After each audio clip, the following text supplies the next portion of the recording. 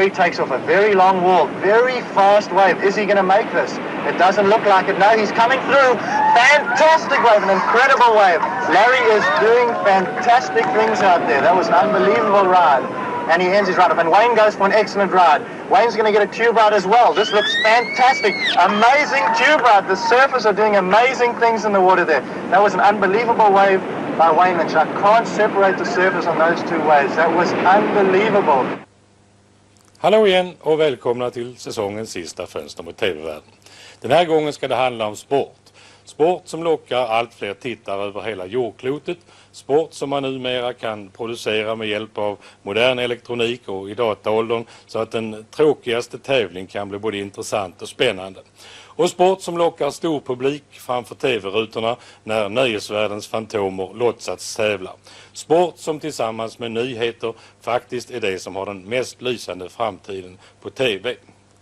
De här australiensiska surfarna, de var väl fantastiska. De kommer igen lite senare i programmet. Kan ni tänka er att det är faktiskt sol och sommar nu där borta på andra sidan jordklotet. Och där sitter de lika fascinerat och följer surfarna som när vi sitter och tittar på Stenmark när han kasar ner på snön. Surf, det är någonting som blir allt större och större i Australien, inte minst tack vare tv. Och man har hittat på nya sätt att producera surfing på så att det blir ännu vackrare och ännu mer spännande än hittills. Den som svarar för den förnyelsen, ja det är faktiskt en sportproducent på kanal 9 i Sydney som heter David Hill. Den här David Hill, han fick egentligen cricket att syssla med från början. För det gällde att skaffa fler tittare till den här tråkiga sporten. Den har faktiskt kallats för världens tråkigaste. Än de där inbitna som satt och stirrade på spelarna. Och vad gjorde David Hill då? Jo, han satte in fler kameror, han skaffade nya friska kommentatorer, han såg till så att spelarna de fick färggladare tröjor och så satte han in mikrofoner överallt. Man kunde höra när bollen slog mot träet, man kunde höra spelarna sucka i spelarbåset och så hade man en bärbar kamera på innerplan. Så fort det hände någonting så blev det intervjuer i spelarbåset. Ja, det blev hela blev mycket mer spännande och vi ska höra David Hill själv berätta om hur det gick till att förnya producentskapet i sport-tv. Sports works on a pretty simple formula for successful television. And that formula? 90% perspiration and 10% inspiration. And that simple little formula was never put to a better test and never found to be proved so right than during our coverage of the first exciting year of World Series cricket. Trekking behind the World Series cricket stars like a shadow came the Nine Network. Their job to televise each day of play from the capital cities. A logistics nightmare. The coverage set the guidelines for television cricket around the world. Most of the time, it was tight, very tight. But it happened because of one basic reason.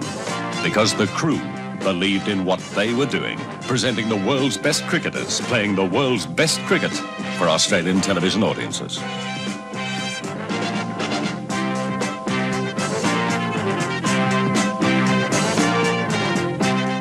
Dennis Loy, 2 for 10 alongside of his name.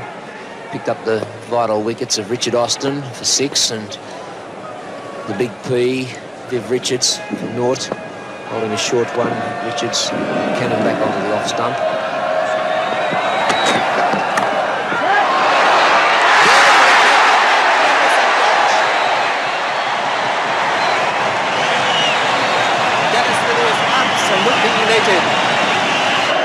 Thomas delivering that one quite short to Gordon Greenwich. A little bit cramped up on top edge, thick top edge, but it went very quickly, and David Hook's taking an Australian rules football catch and holding it up jubilantly. A beautiful piece of cricket by the young fellow.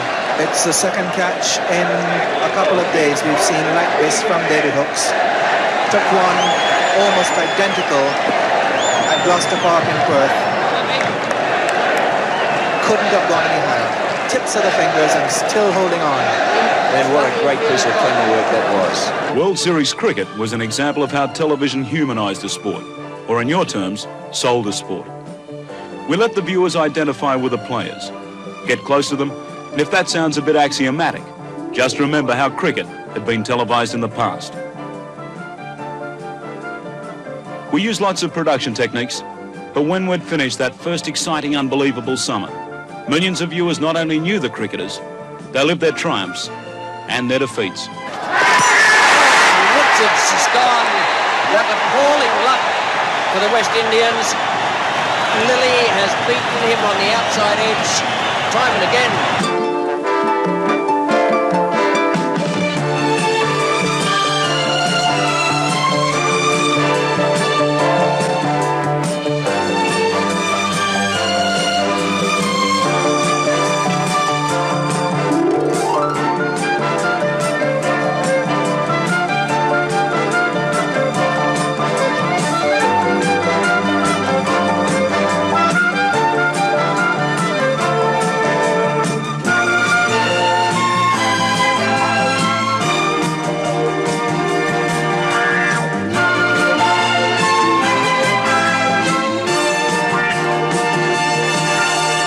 Okay, I might be getting away from sales, marketing and promotion, but I wanted to get back to basics.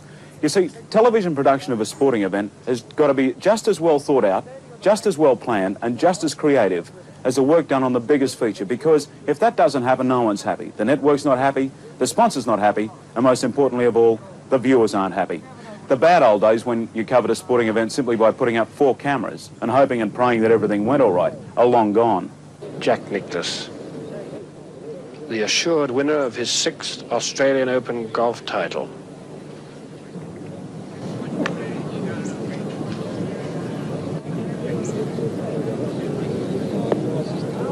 Really wet grass, and now Ben Crenshaw playing his 4th shot.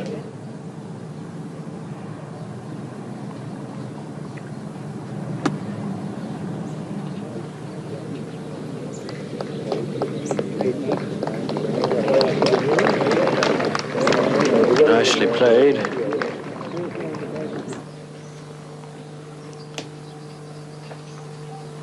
To have been around to see this man win most of his championships is a rare privilege.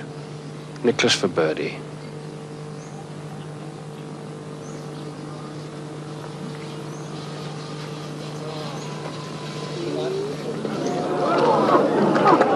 Well, he had it if he'd have hit it. But that's a par 5 for Jack Nicklaus and a round of 71 and a 4 and a par total of 284. Ben Crenshaw then putting for par at the final hole, and this to remain 1 over, and if he gets it and he doesn't, that would have been a round of 72, but at best he'll be 73.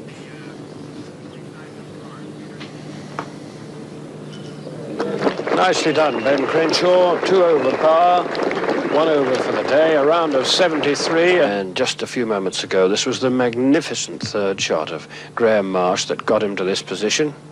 And just see how close this goes to going in the hole. Just that little bit too swift to drop.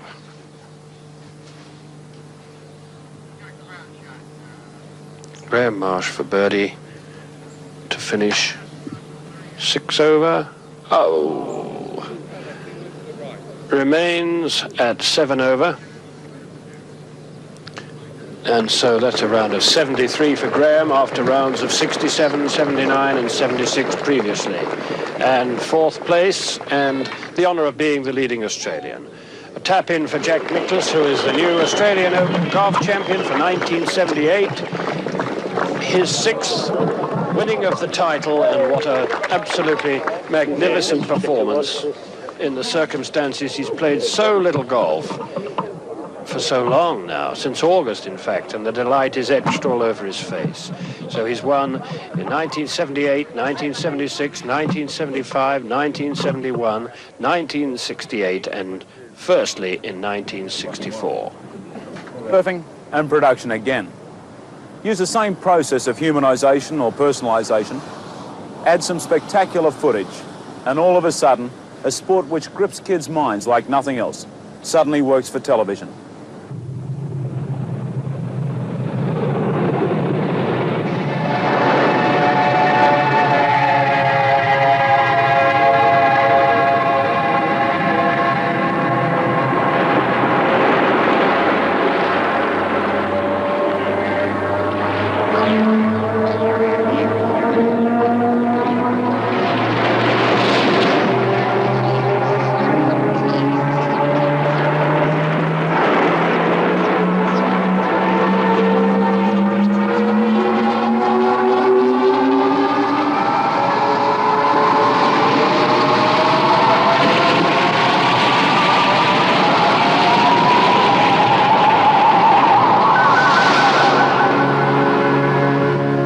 Larry takes off a very long wall, very fast wave. Is he going to make this?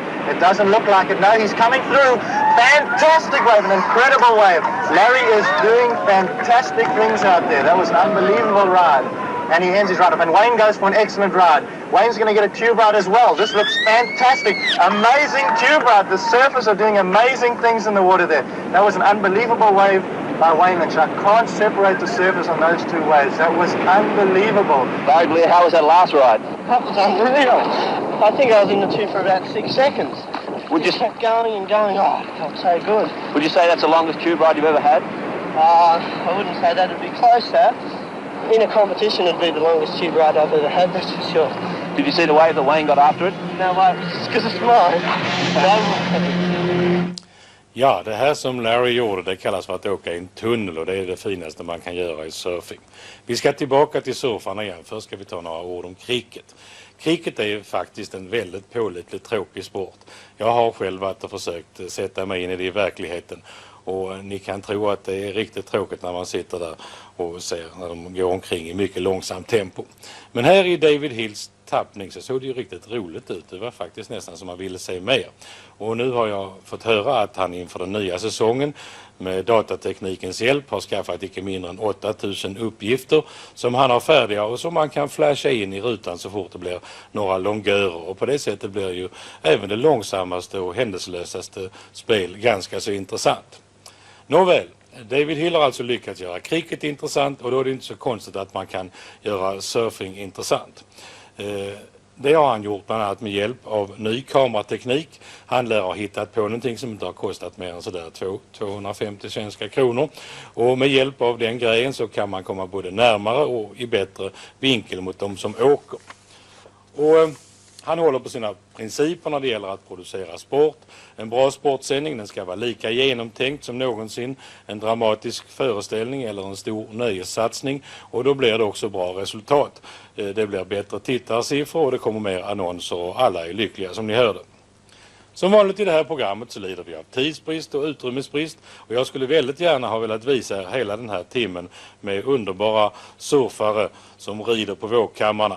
Men vi får nöja oss med slutfasen, den sista matchen mellan de två som klarade sig vidare till finalen. Världens två bästa i världens finaste surftävling. Varsågod.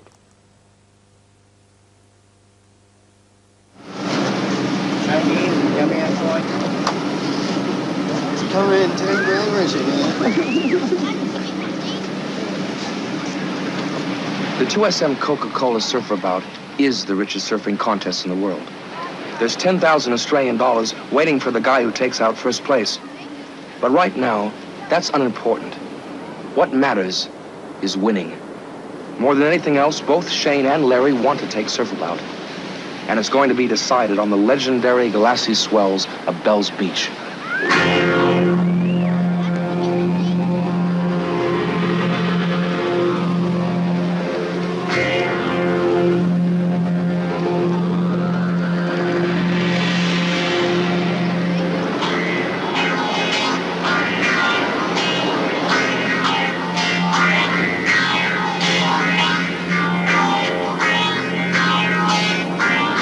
Against Larry Blair. Larry Blair's always got something up his sleeve. You know, he's been in the final last year. This year he won the Pipe Masters. He's a great competitor, you know. I know when I get out in the water something's going to happen. You know, he's got something up his sleeve. He's walking around too confident.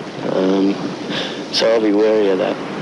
I surf completely different to Shane, and that's why I'm really sure that I'll be able to go out there and win. I did a few exercises to loosen up completely. I'm really ready for the contest. I'm going to win. I know I will. It's my contest. That's why I'm going to win, because it's my contest.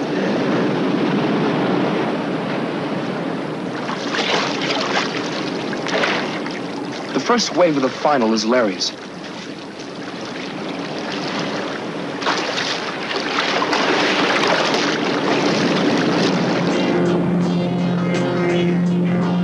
Looking for a cover-up right from the start. Punching aggression. It's the Gunpowder Kid all over again.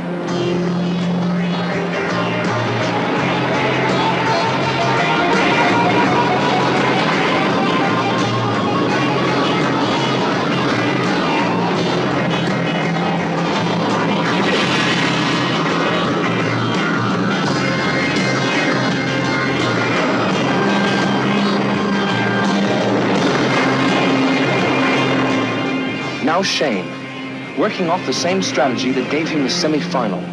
Stay high in the wave and power through the white water as quickly as possible. Then stay close to the energy source.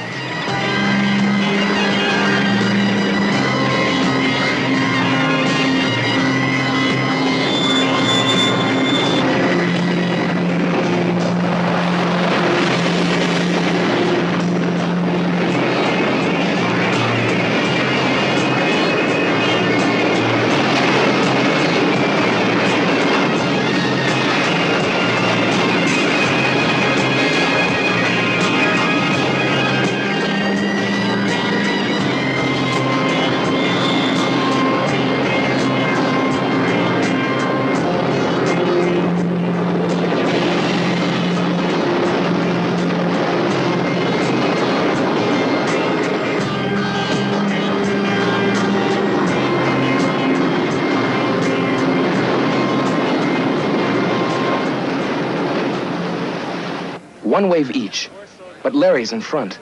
He's just edging Shane with his performance.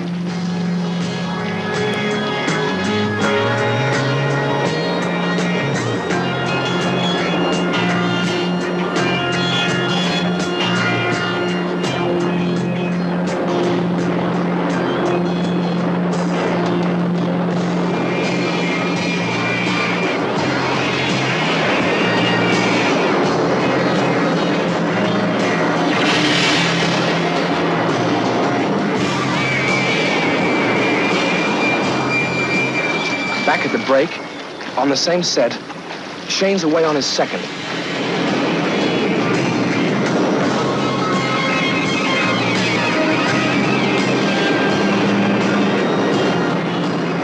Larry's made it through the white water, but the next re-entry just won't work.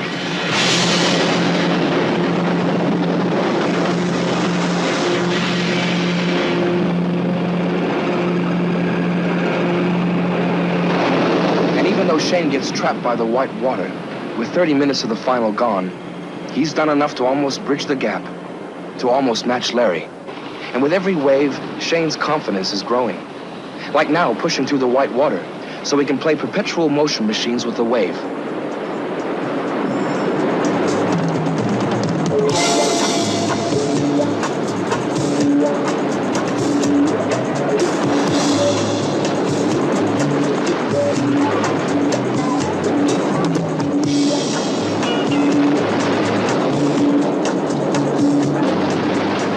when it looks like Shane's going well, Larry can unleash a ride like this.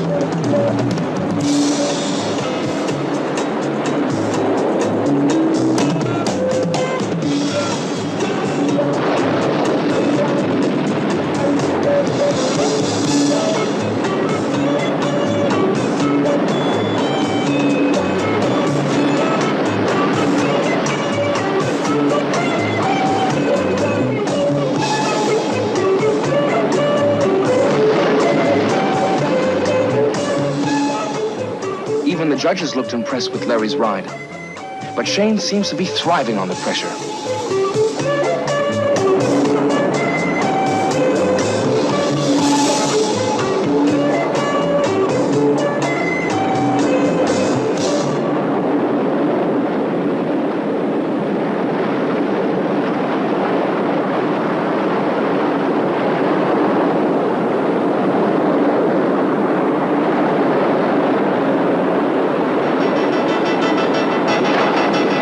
Larry's stuck behind the white water.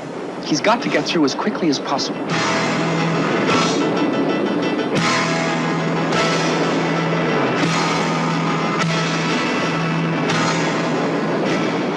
And he's looking for a radical re-entry, which just doesn't come off. It's getting close. There's only a few minutes left. And Shane Horan, the Bondi Brat, is staging a remarkable late recovery.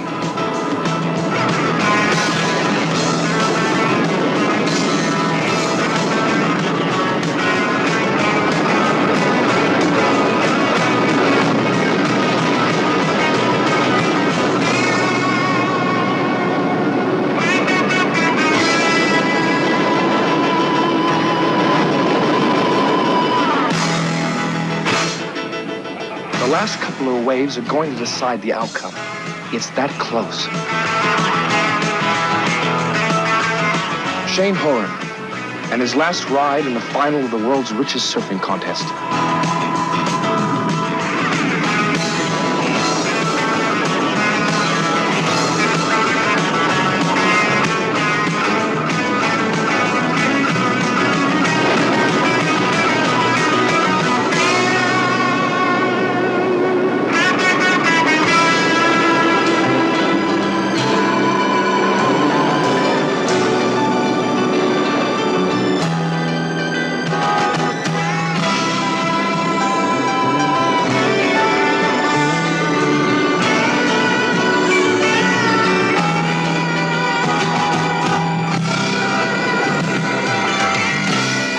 There's minutes left, and Larry Blair is traveling.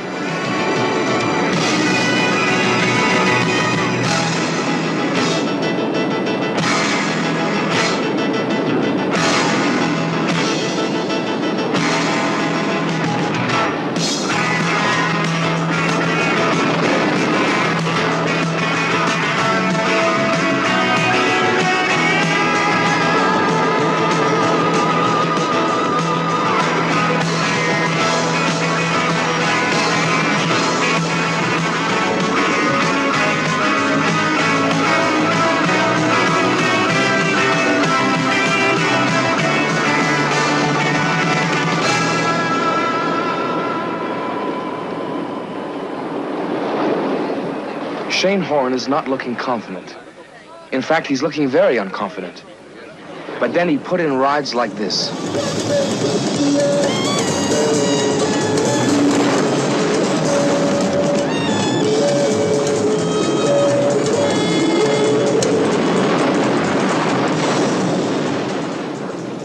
Maybe it's just because Shane is a perfectionist that he's looking worried. In any surfing contest in the world, that was the ride of a winner. Maybe even in the 2SM Coca-Cola Surfabout. Well, that's it. Not confident. I didn't think very... The last wave was pretty good. I had a couple before that. Got a nice tube on the shore break, but, you know, Larry's won this contest before. And he's got... I don't know. Tell that to the judges. I'm not confident.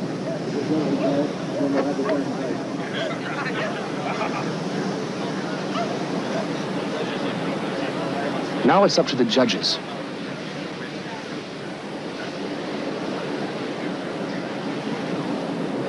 But Larry Blair's looking confident, and it's hard to argue with surfing like this.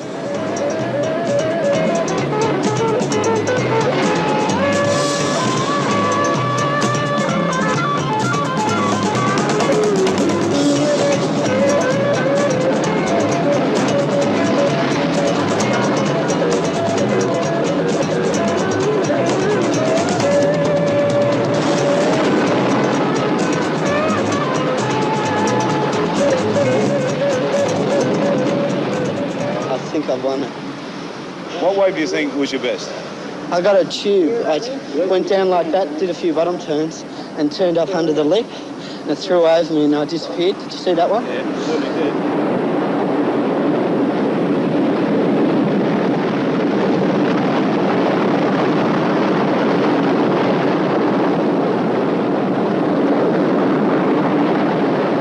That would have been my high scoring wave. My first wave was really good too. You think Larry Blair's taking out his second surfer back? That's right. What's your immediate feelings after coming out? All right. Jeff Luton, the head judge, and Paul Holmes are just sitting here in the van. They're going over all of those points, double checking and using a couple of calculators so that there's absolutely no mistakes at all. And as soon as they've got the whole thing organised, we'll be having the presentation. All the press ready, please? Well, we know something that you don't know we? We'd like to make this fairly quick because everybody's busting, and I know two guys who are busting to find out exactly what's happened. We'd just like to say that thank you very much to Bells Beach, because without Bells Beach we wouldn't have had this contest, or we wouldn't have had the final, because the surf in Sydney is just not on. It's so small and sloppy and onshore, and Bells Beach has done it for us. I'd like to congratulate both Larry and Shane. Larry, if you win this contest, it'll be the first time that anybody's ever won Surf About twice, and that would be an amazing feat. I'd like to just go straight on and say congratulations to Shane Horan, who's the 1979 Surf About winner. Shane Horan won the 1979 Surf About. Congratulations, mate. May I shake your hand? Larry Blair, congratulations to you too. Larry Blair, he is the first guy who ever got into the grand final twice. So, congratulations, Larry. But of course, Shane Horan has won. Congratulations to Shane Horan. For Shane Horan, 10,000 Australian dollars and the honor of taking the world's richest surfing contest. And he'd taken the contest in classic style, unleashing two mind-bending rides in the final's dying moments. Two rides which rubbed out Larry Blair's winning margin. And Shane Horan, the Bondi Brat, had beaten the best in the world to take out the 2SM Coca-Cola Surfabout.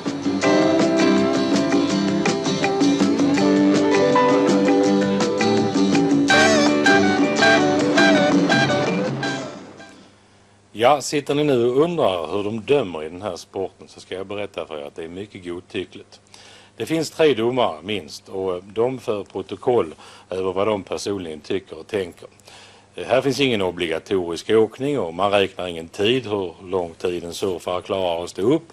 Det är helt enkelt så att paren de får 30 minuter på sig, och på de 30 minuterna så ska de hinna göra och visa sina bästa tricks. De får försöka fånga så många vågor de vill, och de får försöka att åka i tunnlar, som ju är det finaste trickset, eller tippa över vågen, som är en annan poänggivande historia, eller överhuvudtaget göra ett gott intryck. Men jag tyckte nog att rätt man vann den här gången. Jag vet inte vad ni tycker, men det var min känsla, fastän jag inte är någon erfaren domare på den här sporten. Nu ska vi ta en sån där stor australiensisk våg, och så ska vi åka över hela Stilla havet och gå i land på nästa kontinent, som är Amerika. Och där ska vi ta ett traska till fots tills vi kommer till min ungdomshjälte Hjortfots gamla hemtrakter till Ohio. Där i Cleveland, där ligger nämligen McCormacks huvudkontor på Eriesjöns strand. Mark McCormack, den amerikanska advokaten, det namnet har ni väl stött på i samband med Björn Borg. McCormacks företag har ju sedan några år tillbaka hand om Björn Borgs affärer och har mycket att säga till om när det gäller Björns matchning. Och de hovar in stora pengar på racketreklam, pannband, tröjor, byxor och skor och alla andra prylar som hör till tennisbusinessen. McCormack började sin verksamhet tillsammans med golfspelaren Arnold Palmer och sen har det stött till många fler sportstjärnor och även kommit stjärnor från nöjesvärlden och från affärsvärlden. Och nu ska vi bege oss till Cleveland, det ligger i nordöstra USA, och så här är utsikten uppe från McCormacks kontor. Det är Erieview Plaza och där ute ligger Eriesjön. Här håller McCormack-bolagen till och där är världens största fristående sportbolag inom TV. Företaget producerar sportprogram kring sina egna stjärnor och gör också egen underhållning. Och så köper man och säljer rättigheter för program i hela världen. Transworld International heter TV-bolaget och internationell försäljningschef är faktiskt en svensk som heter Jan Steiman. Och han har gjort jättekarriär och på sitt sätt hänger den ju samman med Björn Borg. Det får jag väl erkänna att den gör. Ja. I och med att jag representerade Mark i Skandinavien och i och med att Björn kom så blev arbetstillfällena många flera. Ja. Men TV har alltid varit något som jag har intresserat mig för och jag producerade en adventskalender 1969 tror jag. Ja. Och sen kom jag alltså till Bonniers och sedermera till Mark. Och när jag jobbade för Mark i Europa så var jag också involverad i management utav klienterna, inte bara tv-sidan. Kan du ge oss några exempel på vilka namn ni har bland de där 300 klienterna? Ja, först och främst vill jag säga att de 300 klienterna är inte bara sportstjärnor. Utan där har vi en del broadcasters, vi har en del direktörer för storbolag och andra personer. Men de stora idrottsmännen är Arnold Palmer, Björn Borg, Gary Player, golfspelaren, Jean-Claude Killy, Jackie Stewart och många fler. Transworld International går också in och förhandlar om rättigheter och representerar olika organisationer. Ja, Transworld har specialiserat sig i att representera arrangörer för deras evenemang. Det har visat sig att de som ofta sitter i styrelserna för de stora idrottsarrangörerna för de stora evenemangen, de har inte den kunskapen när det gäller att förhandla tv-rättigheter och få maximum dollars. Vem representerar ni till exempel? Vi representerar The All England Club för Wimbledon. Vi representerar RNA för British Open. Internationella skidförbundet för skid-VM. Vi representerar NFL utanför Amerika, den National Football League. Vi representerar amerikanska tennisförbundet, amerikanska golfförbundet och många flera. Men sen paketerar ni som det heter i branschen. Vad gör du då när du paketerar? När vi paketerar, det är när vi kommer upp med en idé för ett evenemang. Till exempel, vi gör Pepsi Grand Slam i Florida varje år. Det är ett tennisevenemang. Där sköter vi evenemanget, vi sköter tävlingen och producerar den för television. I det här fallet för CBS. Och kan sälja baseball till Japan till exempel också? Baseball säljer vi inte till Japan, men vi säljer amerikansk fotboll till Japan. Ja. Det gör vi. Och det går till så att vi spelar in de amerikanska fotbollsmatcherna och skickar en tejp varje vecka till dem. Men ni arrangerar alltså egna tävlingar också utanför organisationen och gör program av det? Ja, det gör vi. Vi arrangerar tävlingar, vi sköter alla de öppna golfmästerskapen i Europa utanför England. Vi arrangerar en sydamerikansk golftur med 6-7 tävlingar. Vi gör väl en 3-4 tennistävlingar om året som vi sköter och televiserar. Och så går ni vidare och gör underhållning med sportstjärnor eller tv-stjärnor. Tv-stjärnor blir sport och sport blir underhållning. Ja, kan du säga några exempel på det då? Ja, vi är Superstars som är ett känt program i Sverige som vi har gjort och fortfarande gör. Vi har fått så kallade spin-off-program från Superstars där vi gör Battle of the Network Stars. Där tar man istället kända tv-stjärnor och låter dem tävla i olika idrotter. Och då blir det med en liten roligare effekt än när idrottsstjärnorna gör det. Men det är prispengar, stora prispengar inblandade även i det. Från den ganska unika position som du har i den här branschen, vad kan man säga om framtiden när det gäller sport i tv? Jag tror att sport i tv det är ett av de bästa underhållningsprogram man kan få idag. Och det visar sig inte bara för att vi säger det, utan tittarsiffrorna bevisar det. De amerikanska 3 stora tv-bolagen spenderade $490 miljoner 1979 i weekend dagtid television. Av vilket antagligen 440 är sport. Varför gör man det? Man gör det för att man får tittarsiffror. Svenska tv-chefer har varnat för kostnadsutvecklingen inom tv-sporten, att det är så dyrt så att ett land som Sverige kan få besvärligt att hänga med och betala i fortsättningen. Vi har ju inga reklampengar som de här stora tv-länderna. Vad tror du om det? Jag tror att det är fel. Jag tror att prissättningen på tv-rättigheter anpassas efter marknadstillgången. Vi vet när vi säljer ett program till Sverige vad Sveriges Radio kan betala. Nu drabbas ju Sveriges Radio ofta utav att få betala mera, och det är väl mycket medlemskapet i Eurovisionen som gör det, för att man får alltså betala till exempel till fotbolls-VM. Där förhandlar Eurovisionen för Europa. Och sen så finns det då ett avtal mellan Eurovisionen och Sverige att Sverige måste tillskjuta x kronor utav vad man har kommit överens om. Det är ingenting som vi kan påverka. När vi säljer till exempel amerikanska tennismästerskapen till svensk television så är det ett attraktivt program för Sverige, speciellt om Björn Borg är i finalen. Och vi anpassar priset efter vad Sveriges Radio har råd att betala. Kan man se en utveckling här i framtiden när ett privat tv-företag, typ ett företag, kanske står som arrangör av egna VM eller olympiader?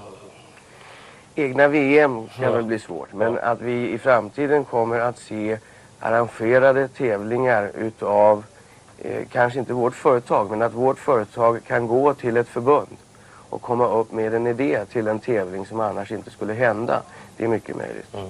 Framgångsrika personligheter i sport eller som underhållningsartister, de blir tydligen bara mer och mer värda idag.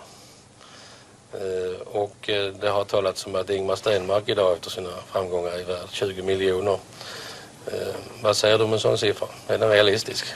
Siffran är något överdriven. Det är ingen diskussion om att Ingmar Stenmark är värd väldigt mycket. Framförallt är han värd väldigt mycket för sig själv. Om Ingmar idag skulle besluta sig för att sluta åka skidor så över en tidsperiod kanske av 3-4 år så skulle Ingmar kunna tjäna en stor slant och stoppa undan. Pågår det förhandlingar eller kommer förhandlingar att bli aktuella snart? Det pågår inga förhandlingar med Ingmar Stenmark, men det är klart att vi har tagit kontakt. Nu är det ju så att vi förhandlar inte på så sätt med en idrottsstjärna att vi sätter oss ner och förhandlar om hur mycket pengar han ska tjäna eller inte. Vad det går ut på är att vi skriver ett managementkontrakt med en sportstjärna. Och i det här fallet med Ingmar om han accepterar. Och sen gör vi ett jobb för Ingmar. Det är inte så att vi garanterar någon sportstjärna vad han ska tjäna eller få betalt.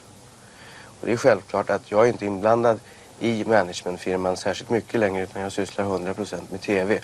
Men att jag kommer att vara inblandad i eventuella förhandlingar med Ingmar Stenmark, det är ganska självklart eftersom jag är svensk. Du blir alltså en nyckelperson i så fall? Bidragande person. Ja. I övrigt att komma hem att göra tv i Sverige som fristående producent, det har du inte tänkt dig? Jag har väl inte tänkt mig att flytta hem, men man ska hålla dörrarna öppna. Ja. Är det så att man har en bra idé för svensk tv och svensk tv är intresserad utav den, så skulle jag tycka det vore roligt att göra någonting i Sverige. Ja. Du kan komma hem och göra den här idén som ni har i Amerika. The Battle Between the Network Stars, 1:an och 2:an av Utbildningsradion. Du är välkommen att producera den. Det skulle vara roligt. Tack. Tack.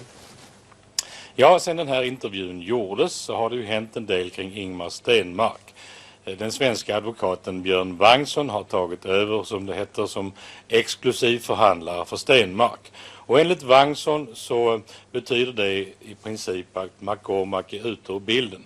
Men Wangsson berättade också för mig i veckan att Mark McCormack själv hade ringt för eventuella fortsatta samtal.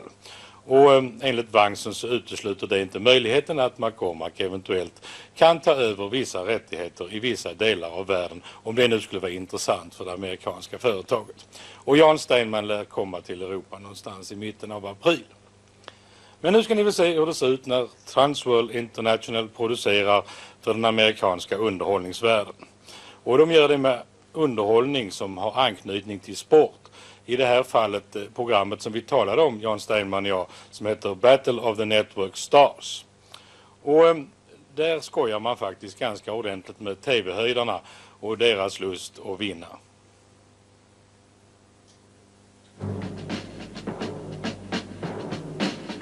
In the fiercely competitive world of American industry, one conflict stands alone.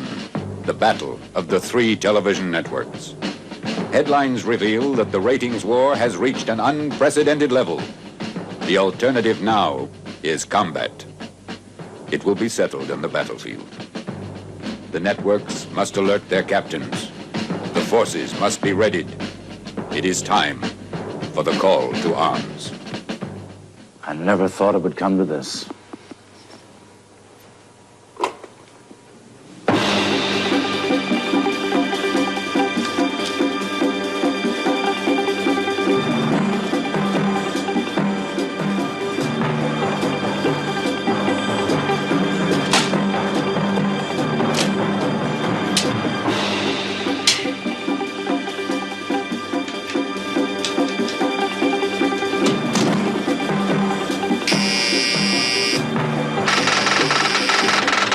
Jimmy Walker, Captain, CBS. Walker, it's time for action. Put out the call. Yes, sir.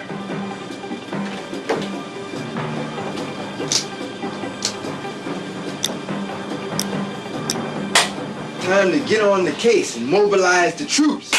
Let's move it. Captain Walker checks his personnel on the Starscope. Adrienne Barbeau, the classy, beautiful lady, the femme fatale from Maud. Valerie Bertinelli of One Day at a Time. Kevin Dobson, Crocker from Kojak, a real tough dude.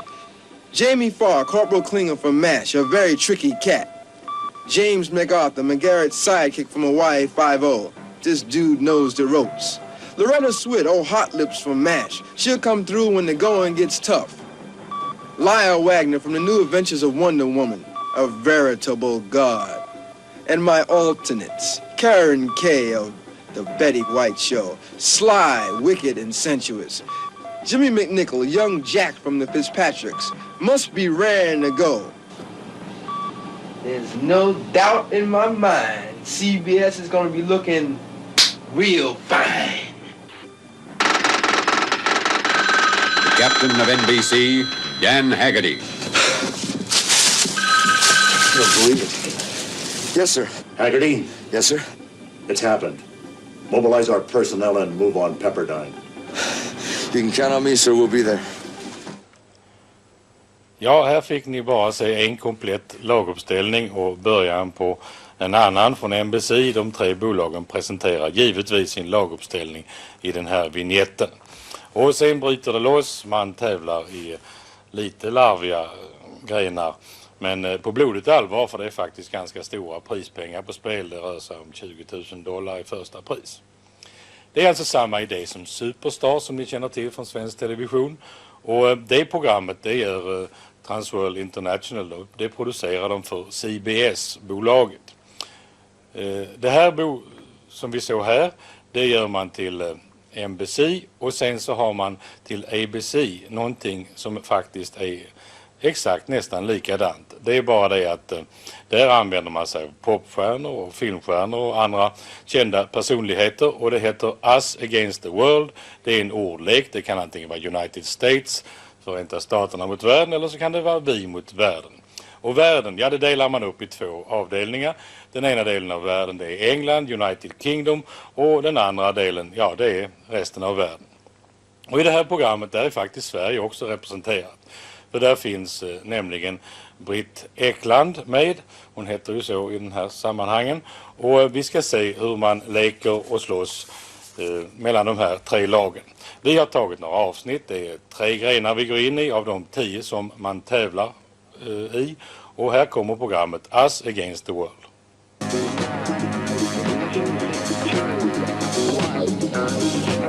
Ever since the beginning of recorded time, countries have vied for superiority on land, sea, and most recently, in space.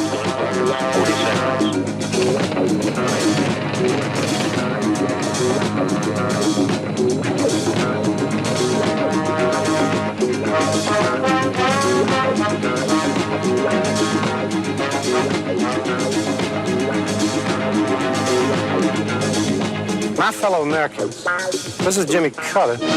I'm happy to announce that our country, the United States, was the first to land on the moon. Contrary to what you just heard, Great Britain was definitely the first to land on the moon.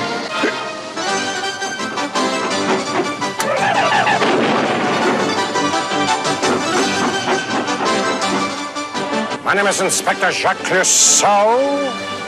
It was I, in an expedition from the rest of the world, who were the first to land on the moon, and we have dooms on our head to prove it.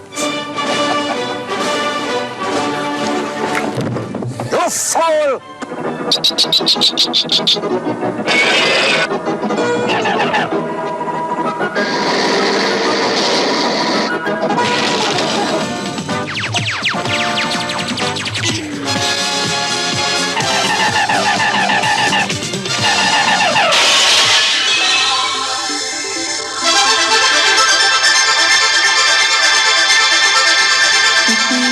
Today they vie on the field of athletic combat in Us Against the World.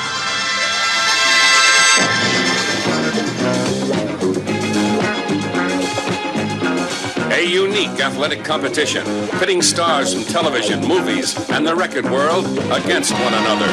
3 teams representing the United States, Great Britain, and the world will be vying for a purse of almost $400,000.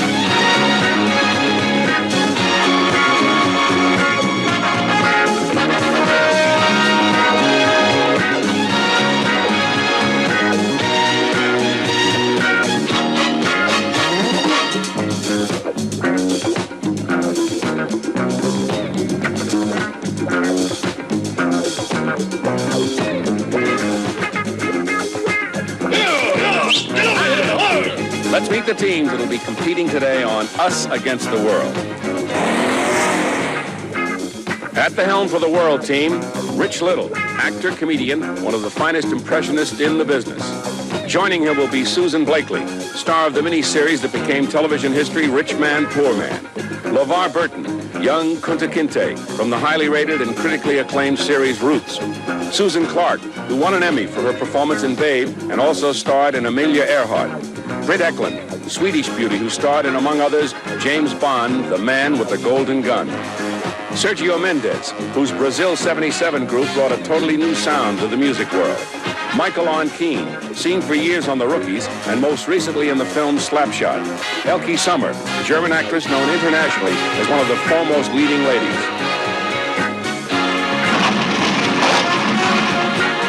The captain of the team from Great Britain, Marty Feldman, comedian, writer, director, and star of the last remake of Beau Geste. This is Ed McMahon, back again with Us Against the World. Now we go to pinball. I see my partner here, our host, Mr. Don Rickles, is already at the pinball machine. This is going to be a great competition, don't you think? This is fine if you're ready for the State Farm. This is murder. Look at this, all this noise. A yo-yo can play this.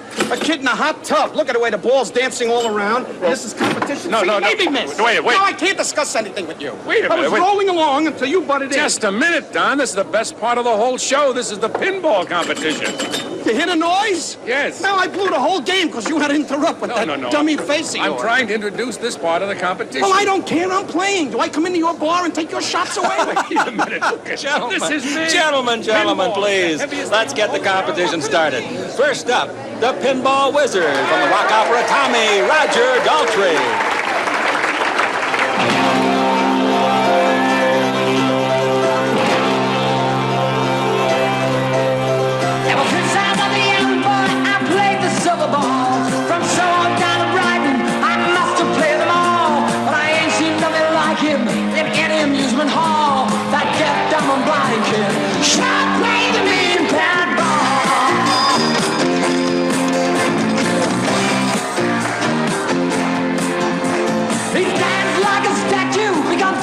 Machine, dealing all the bumpers, always playing clean. He plays by intuition, that digit counters fall. That deaf, dumb, and blind kid sure plays a million-pound ball.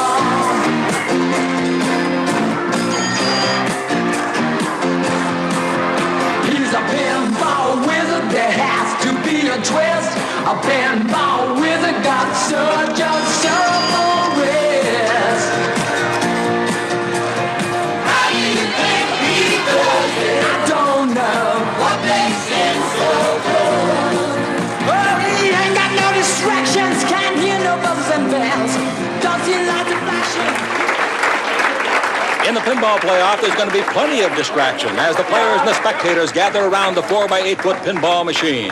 Now, there are 5 players in each team, and at least 2 are women. We're in the 4th round of competition, and Great Britain has the lead. World team is 2nd, United States is 3rd.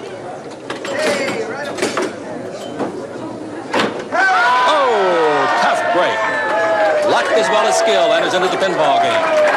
Right off the bat, Roger made a fool of himself. All right, Roger.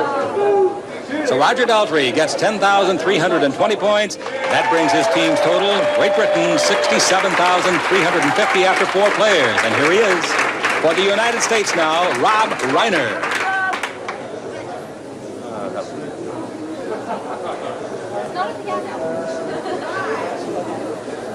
We don't get started already.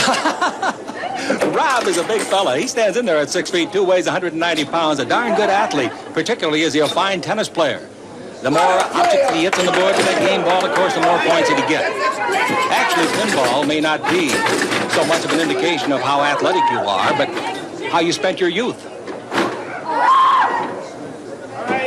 Rob Reiner's off to an excellent start here. He's picking up points at a very rapid clip for the United States. He's up to 20,000, trying to make that arch up there that's worth 5,000. Every time he strikes one of the red objects, that's 1,000 points in our pinball competition. Oh, look at that smirk. Yeah, he's up to 40,000 points, and he's loving it. Come on, go down, baby. Come on. Between those flippers is the out pattern. Right down there. He made the arch, but at the wrong end.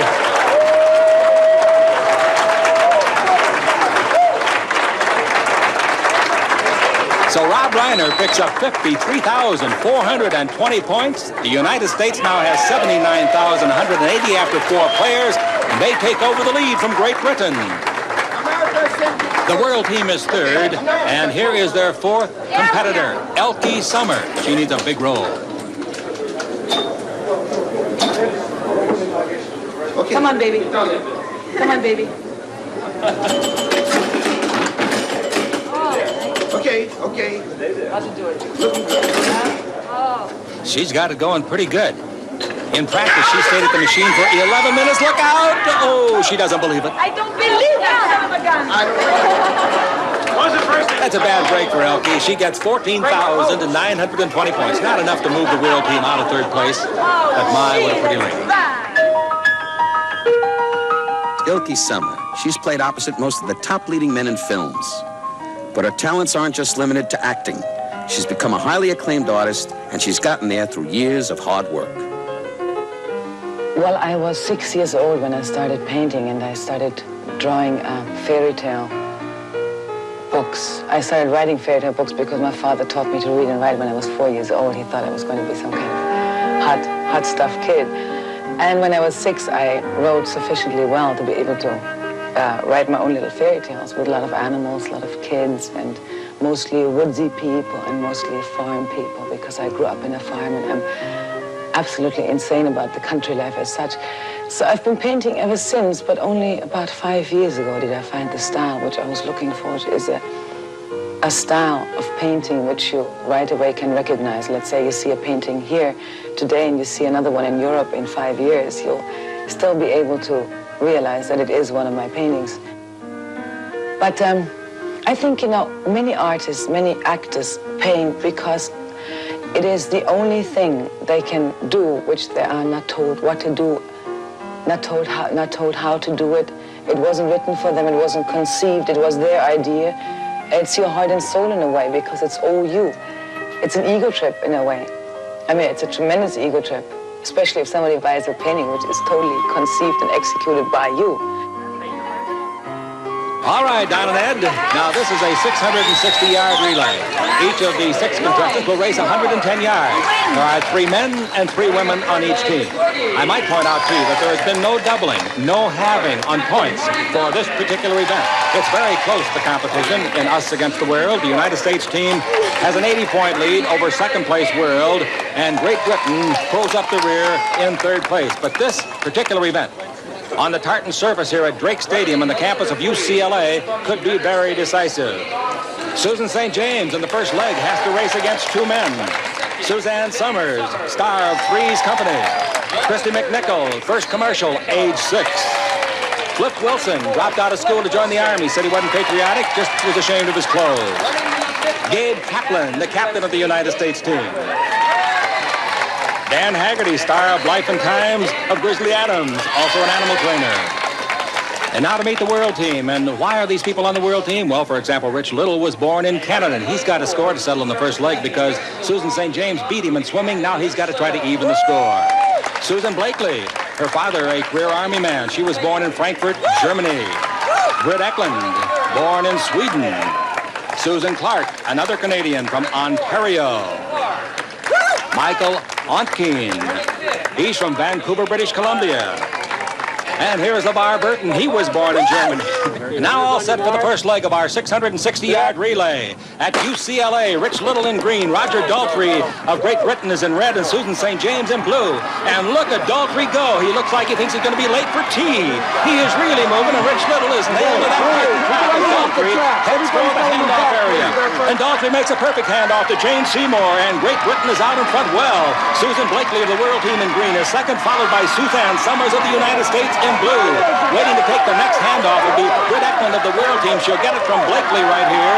Twiggy of Great Britain will take it in the red, and she has got it on her way. The United States makes a belated handoff, and look at here. An accident. Suzanne Summers stepped on the foot of Christy McNichol and ripped her shoe off, and McNichol is totally out of our picture, but here she comes. Here comes Silky. Christy McNichol passes them both, and Christy McNichol of the United States makes the successful handoff to Flip Wilson. Oh, what a race. Flip Wilson now digging in against Marty Feldman of Great Britain in red, and Susan Clark, the 5'8.5" runner for the world team. And that's quite a duel there, as Wilson is pretty much out of sight, but for second and third, they are really going at it, Feldman and Clark. Now the handoff will go to the captain of the United States team, Gabe Kaplan. He burns his way down the back stretch at UCLA. Susan George of Great Britain is in red, and Michael Ontkein in the green has ran a very fine leg. His handoff is muffed by LeVar Burton, but LeVar of USC can really tear, but he's going to have to make up too much ground because Dan Haggerty is literally punishing this tartan track for those heavy footsteps, and the United States wins the race. And there they go. Alpha Boy is going to the front now. Herb Yearman with Cordero representing us team is going to the front on the inside. Halliard with Shoemaker is second. Alpha Boy with Pinkai third as they go into the first turn. And it's Herb Yearman with Cordero up representing the us team in front by 3/4 of a length. Halliard with Shoemaker representing Great Britain is second by 2 lengths. Alpha Boy with Pinkai representing the world team trails. They ran the first quarter in 23 seconds flat. The end of the backstretch, it's Herb Yearman with Cordero up in front by 2.5 lengths. Halliard with Shoemaker second by 2.5 lengths. And Alpha Boy with Pinkai still trails. Down the backstretch, it's Herb Yearman with Cordero representing us out in front by 3.5 lengths. Halliard with Shoemaker up representing Great Britain is second by 3 lengths. And Alpha Boy with Pinkai representing the world team still trails the half mile in 46 seconds flat. Around the far turn, it's Herb Yearman in front, going out by 6 lengths. Cordero the rider. Alpha Boy is now second, making the run on the inside by 2.5 lengths, and Halliard to 3/4 was running 1:10 and 2. The end of the stretch with 3/16 of a mile to go. It's still Herb Yearman with Cordero representing us in front by 1.5 lengths. Alpha Boy with Pinkai up representing the world team, including up on the outside. Now they're head and head. Herb Yearman on the inside with Cordero. Alpha Boy on the outside with Pinkai, and Alpha Boy with Pinkai up as a winner by a neck. Herb Yearman. Ja, det här tycker jag verkar vara ett angenämt sätt att tävla. Sitta på läktaren och heja själv och så låta hästarna bli trötta. Det är utmärkt.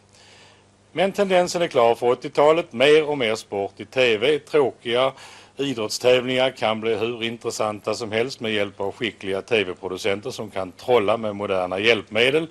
Och det blir dyrare och dyrare, inte minst att hyra de där elitpersonerna som har så stor utstrålning och vars managers också ska ha pengar. Men det är tendenser som vi får syssla med nästa säsong. Nu stänger vi fönstret mot TV-världen för den här gången. Det är ju vår. Och så får ni försöka öppna de där riktiga fönsterna ut mot naturen. Om inte på vid gavel nu så i alla fall lite grann på glänt. Hej då, vi ses igen när det höstar till sig.